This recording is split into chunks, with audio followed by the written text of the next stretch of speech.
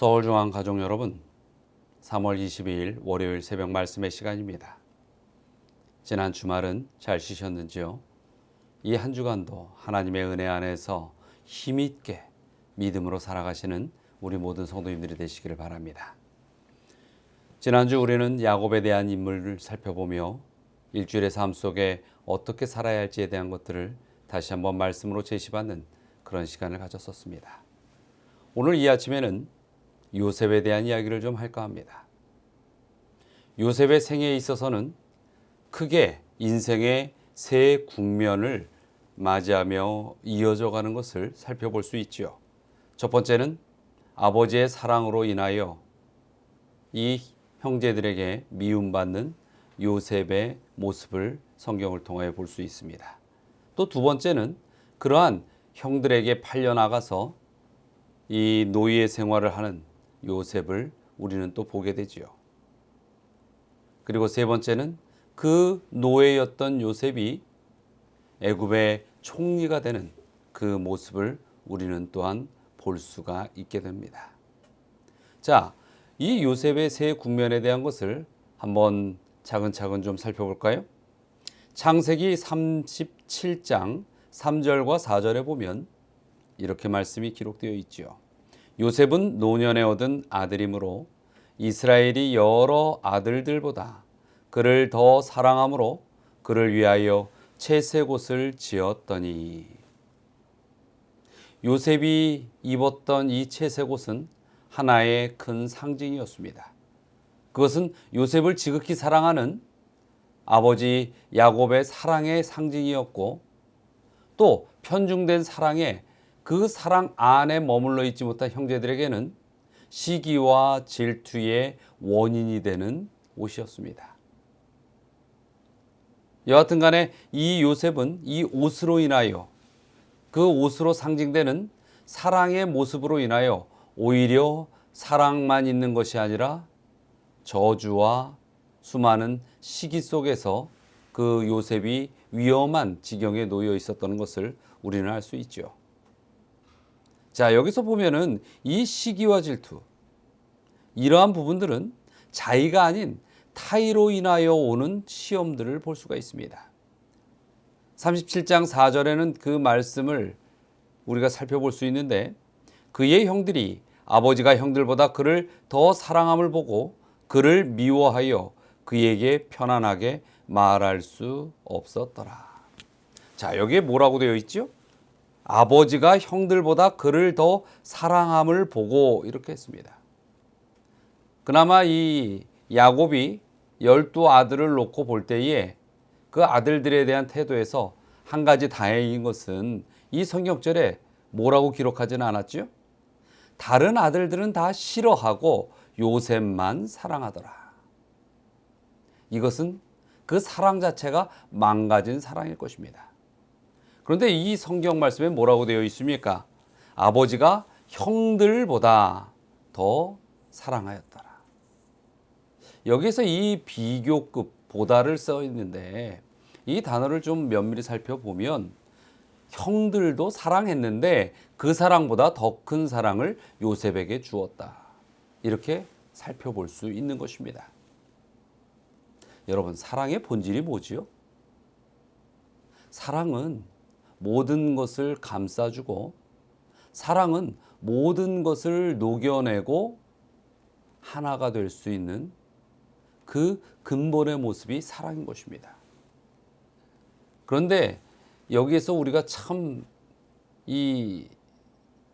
생각해야 하는 것들이 무엇이냐면, 같은 사랑인데 사랑의 분량 때문에 서로 간에 사랑이 아닌 저주와 원망과 질투가 생겨난다는 것입니다.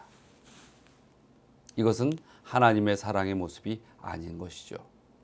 하나님의 사랑이 누구에게 조금 더 크게 가고 누구에게 조금 더 적게 갔다라는 느낌 때문에 그 하나님의 사랑을 받는 자들이 서로 반목하고 질투하고 시기하고 못살게 군다면, 그것은 하나님의 사랑의 모습을 제대로 받은 이들의 모습이 아닌 것입니다. 그러나 인간은 인간이 만들어낸, 인간이 보고자 하는 느끼고자 하는 그러한 사랑의 모습을 먼저 보고 반응을 하는 것입니다.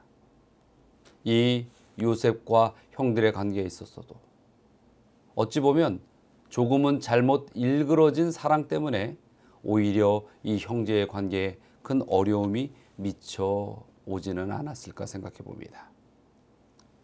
또 이 두 번째 요셉의 인생 국면에서 노예가 된 요셉을 우리는 바라보게 됩니다. 창세기 39장 4절에 보면 요셉이 그의 주인에게 은혜를 입어 섬김에 그가 요셉을 가정 총무로 삼고 자기의 소유를 다 그의 손에 위탁하니. 한 이 이국 땅에서 온 청년을 이 한 나라의 높은 지위에 있는 장군이 자신의 그 많은 재산을 전담시켜 맡기는 모습이 여기 있습니다. 요셉은 그런 사람이었습니다. 일반적인 상황 속에서 그의 진실함은 다른 이들이 보이는 진실함과 달랐고 그의 성실함과 지혜는 다른 사람들의 모습과는 달랐던 것입니다. 그래서 그의 주인도 그것을 보게 되는 것이죠. 노예로서의 성실함, 노예로서 인정받는 이 요셉의 모습, 그것은 하나님에게 온전히 모든 인생의 길을 내어 맡기고 하나님을 쫓는 그리스도인들의 어떠한 모범적 모습이 될 것입니다. 그런데 이런 요셉에게 또 이 위기가 다가오죠. 그것은 그의 주인이었던 보디발의 아내가 유혹하는 것이었습니다. 그리고 그 유혹의 끝은 어떻게 됩니까? 요셉에 대하여 모함을 합니다. 이 보디발도 요셉이 그럴 사람이 아니란 걸 알면서도 자신의 아내를 지키기 위하여 오히려 모든 죄를 요셉에게 뒤집어 씌우는 것에 대하여 눈을 감습니다. 이것은 불평등이죠. 여러분, 때로는 우리가 이러한 요셉의 모습 속에서 우리 그리스도인들의 삶 속에서도 요셉처럼 억울한 일이 있을지라도 그것에 대하여 우리가 왜 그런 억울함이 미쳐오는 것이고 어떻게 반응해야 될지에 대하여 생각해 볼 수 있는 것입니다. 그리고 그러한 이 요셉, 그로 인하여 감옥에 들어간 요셉, 그럴지라도 요셉은 끝까지 자신의 중심을 지키는 모습을 우리는 볼 수 있는 것입니다. 그것이 요셉의 모습이었죠. 또 이 요셉의 인생에 있어서 세 번째 국면은 정말 최고조의 하이라이터 같은 인생이었습니다. 그것은 그 나라의 총리가 되는 것이었죠. 창세기 41장 46절에 요셉이 애굽 왕 바로 앞에 설 때에 30세라 그가 바로 앞을 떠나 애굽 온 땅을 순찰하니. 30의 나이, 그리 많지 않은 나이였습니다. 그러나 그 나이 때에 온 세상에 하나님을 알지 못하는 자들에게까지 인정받기에는 충분한 것이 요셉의 모습이었습니다. 여러분, 우리가 하나님의 백성으로 산다는 것은 나이에 매여 있는 것이 아닙니다. 우리의 나이가 많든지 우리의 나이가 적든지 우리의 중심 가운데 하나님께서 계시고 하나님을 섬기며 살아가는 우리의 모습이 세상 속에 드러날 때 그 과정 속에서 온전히 우리를 그냥 두지 않으려는 이들도 있겠지만은 그러나 그러한 하나님의 자녀의 인생은 빛이 나게 되는 것입니다. 참으로 타인이 주는 그 고난, 그것을 극복하는 요셉에게서 하나님의 백성들이 하나님의 힘을 얻어서 이 세상에서 어떻게 극복해야 나가는지, 어떻게 해야 하는지 우리는 알 수 있는 것입니다. 그리고 이 요셉이 자신의 아버지 야곱과 그 형제들을 만나지요. 그리고 위로하지요. 여러분, 이러한 모습들은 참으로 그리스도인에게 있어서 이 용서와 화합이 얼마나 중요한지를 다시 한번 보여주는 그런 모습입니다. 자, 이 요셉의 생애를 간단하게 세 가지 국면으로 보았는데 이 요셉의 생애에 있어서 과연 우리가 얻을 수 있는 실제적인 교훈은 무엇일까요? 그것은 그리스도인들이 살아갈 이 길처럼 요셉이 우리의 그 인생의 길을 방법과 또 어둠 속에서 빛으로 비추어 주는 것을 느낄 수 있습니다. 그리스도인에게는 하나님을 믿기 때문에 또 하나님께서 인도하시는 그 역사함의 지혜 때문에 훨씬 더 높은 표준이 있고 실제로도 그러한 삶을 살고 또 노력하며 살아가는 것이 우리 하나님의 백성 그리스도인들입니다. 그러나 그토록 하나님의 뜻 안에서 살아가려고 하지만은 너무나도 만만치 않은 인생의 역풍들을 만나는 것입니다. 타인에 의해서 타의에 의해서 고난을 당하는 일들이 너무나 이 하나님의 백성에게는 많은 것이죠. 이유는 죄의 본질인 사단이 하나님께로 향하여 가려는, 하나님을 닮아가려고 노력하는, 아니 그렇게 되어져 가는 이 인간들의 모습을 용납하지 않는 것입니다.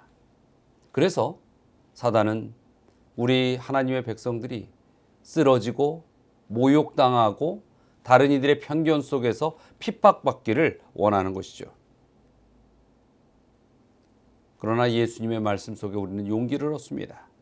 마가복음 13장 13절에 보면 또 너희가 내 이름으로 말미암아 모든 사람에게 미움을 받을 것이나 끝까지 견디는 자는 구원을 받으리라. 우리가 예수 그리스도의 이름을 마음에 새기고 살아갈 때에 많은 세상 이 사단의 의지에 부합한 사람들에게는 미움의 대상이 되는 것입니다. 그러나 예수님께서 말씀하셨지요. 끝까지 견디는 자는 구원을 얻으리라.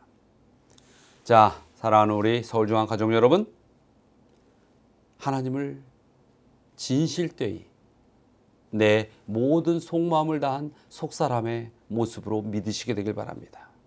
그리고 그 믿음이 승리의 확신을 갖는 그런 믿음이 되게 되시길 바랍니다.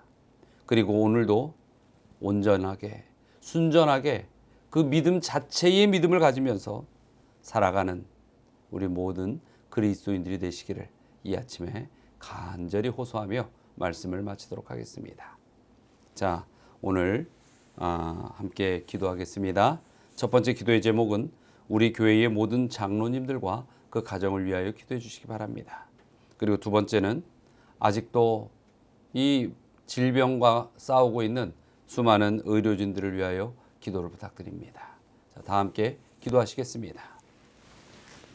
사랑과 은혜가 많으신 하나님, 주님께서 저희의 삶 속에서 어디로 가야 하고 무엇을 생각해야 하는지를 항상 깨우쳐 주시니 그 은혜를 감사드리며 주님의 인도함에 따라 살아가기를 주님 앞에 서원합니다.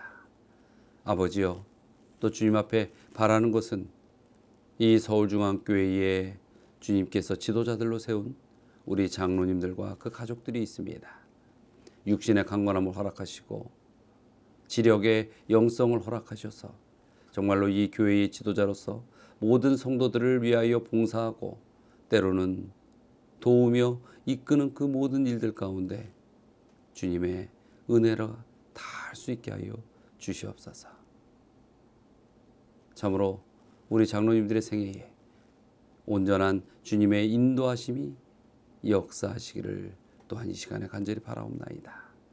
그리고 지금 이 코로나로 인하여 힘겨운 세상 속에서 투쟁하고 수많은 봉사를 멈추지 않은 의료진들이 있습니다.